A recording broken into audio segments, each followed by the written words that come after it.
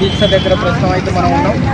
ప్రస్తుతం మనం ఇక్కడ ఈ దీక్షలో ముఖ్యంగా ఈ దీక్ష యొక్క ఈ కార్యక్రమం ఏంటన్న దాని మీద మనం ఇక్కడ తెలుసుకునే ప్రయత్నం అయితే చేద్దాం. ప్రజెంట్ ఇక్కడ ఉన్నటువంటి మన నాయకులు ఉన్నారు, వాళ్ళని అడిగి తెలుసుకునే ప్రయత్నం చేద్దాం. ప్రస్తుతం చెప్పండి సార్, మనకి దీక్ష ఎప్పటి వరకు చేయాలి?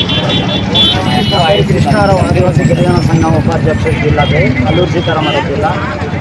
ఈరోజు జరుగుతున్నటువంటి ఈ ఆదివాసీ దీక్షలు చేస్తున్నటువంటి ముఖ్య ఉద్దేశము 1/70 చట్టం దాన్ని పటిష్టంగా అమలు కోరి ప్రధానమైన డిమాండ్తో ఈరోజు 2 రోజుల దీక్షను ఆదివాసీ ప్రజా సంఘాల ఐక్యవేదిక ద్వారా ఈరోజు నిర్వహించడం జరుగుతుంది. ఇక్కడ ఇందులో భాగంగా వివిధ సంఘాల వాళ్ళు ఈ దీక్షను మద్దతు తెలియజేస్తున్నారు. వారందరికీ మరి ధన్యవాదాలు తెలియజేస్తున్నాం. ఈ సందర్భంగా మేము ప్రభుత్వానికి మీడియా ద్వారా తెలియజేయడం ఏమనగా, ఏదైతే 5th షెడ్యూల్ ఏరియాలోని గిరిజనుల కోసం ప్రత్యేకంగా కేటాయించినటువంటి భూభాగాన్ని ప్రత్యేక పరిపాలనా అధికారాలు ఇచ్చి ఉంది రాజ్యాంగంలో.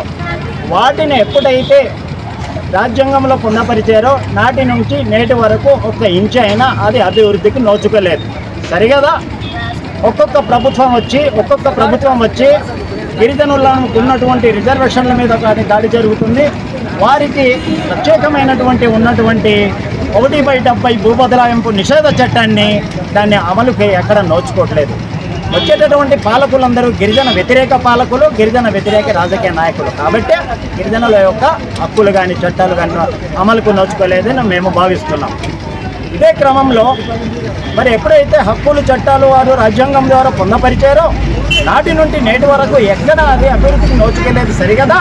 కొంతమంది మరి శాసనసభ్యులు ఎవరైతే ఇప్పుడు ఉన్నారో అయ్యన పాత్రుడు గారు చేసినటువంటి వ్యాఖ్యలు చాలా దుర్మార్గమైనటువంటి విషయం. ఒక పక్క చట్టాల్ని సవరించాలని చూస్తారు, ఒక పక్క రిజర్వేషన్లని ఎత్తివేయాలని చూస్తున్నారు, మరొక పక్క బినామీల్ని రెచ్చగొట్టి మా భూముల్ని ఆక్రమించేలాగా చేస్తున్నారు. గిరిజన ప్రాంతంలో ఒక ప్రాజెక్టు కట్టాలనుకుంటే అది పీసా గ్రామ సభ ద్వారానే దాన్ని తీర్మానం చేయాలి, తద్వారా ఏదైనా ప్రాజెక్టు కట్టాలి. కానీ నేడు హైడ్రో పవర్ ప్రాజెక్టులు కానీ ఏదైతే అది విచ్చలవిడిగా వీరి కట్టి గిరిజన హక్కుల్ని హరిస్తున్నారని చెప్పేసి సందర్భంగా మేము హెచ్చరిస్తున్నాం ప్రభుత్వానికి. ప్రత్యేకించినటువంటి గిరిజనుల కోసం ఏర్పడినటువంటి ఐటీడీఏ వచ్చేటటువంటి నిధులు ఏమాత్రం కూడా అక్కడ రావట్లేదు. ఐటీడీఏ పూర్తిగా నిర్వీర్యమైంది, అది తీవ్రమైనటువంటి స్థితిలో అది పడింది. కాబట్టి గిరిజనులు ఏ రకమైనటువంటి అభివృద్ధి కూడా నోచుకోలేదు. ఒక పక్క చట్టాలు ఉల్లంఘన, మరొక పక్క జీవోలు కొట్టివేత, మరొక పక్క అభివృద్ధిని నోచుకుపోవడం. మరి ఈ క్రమంలో వీరికి ఉన్నటువంటి చట్టాలని మేము ఎప్పటి నుంచో పెట్టాము, దీన్ని ఇప్పుడు సవరించాలి లేకపోతే ఎత్తివేయాలని చెప్పేసి ఈ మధ్యకాలంలో అధికారులు కానీ పాలకులు రావడం ఎంతవరకు సమంజసమని మేము ప్రశ్నిస్తున్నాం. కాబట్టి గతంలో 11/12వ తారీఖు జరిగినటువంటి బంద్కి ప్రధాన కారణం అయ్యన పాత్రుడు చేసినటువంటి వ్యాఖ్యల మీద. మరి దాని మీద స్వయాన ముఖ్యమంత్రి స్పందించి వాటి జోలికి రాము, వారి యొక్క హక్కులు చట్టాల జోలిని మేము గౌరవిస్తాము, వాళ్ళని కాపాడుతామని ముఖ్యమంత్రి గారు సెలవిచ్చారు. సంతోషం. కానీ మీరు గౌరవించడం కాదు, మా యొక్క చట్టాలని మీరు అమల్లోకి తేవాలని చెప్పేసి మేము డిమాండ్ చేస్తున్నాం. ఒక ప్రధానంగా ఈరోజు జరుగుతున్నటువంటి ఈ 2 రోజుల దీక్షలో 1/70 చట్టాన్ని పటిష్టంగా అమలు జరగాలని మేము అంటున్నాం. మీరు గౌరవించాలి, దాన్ని పూజించండి. అది పూజించకే అవుతుంది, అది గౌరవింపడంకే జరుగుతుంది. కాబట్టి అది అమల్లో రావాలని చెప్పేసి ఈ దీక్షల యొక్క ముఖ్య ఉద్దేశం.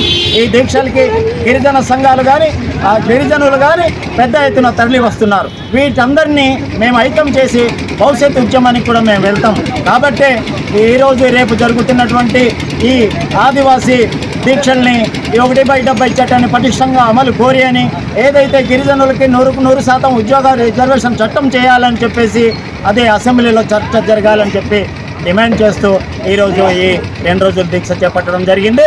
వీటి మీద తక్షణమే అసెంబ్లీలో చర్చ జరగాలి.